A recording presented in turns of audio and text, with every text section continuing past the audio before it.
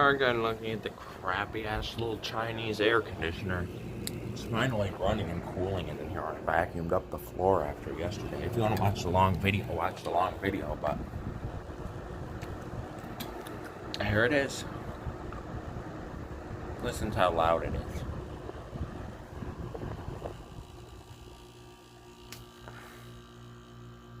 That's way too loud inside.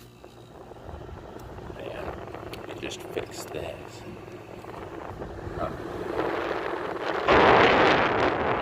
Straight to the outside. No metal between it with foam over it.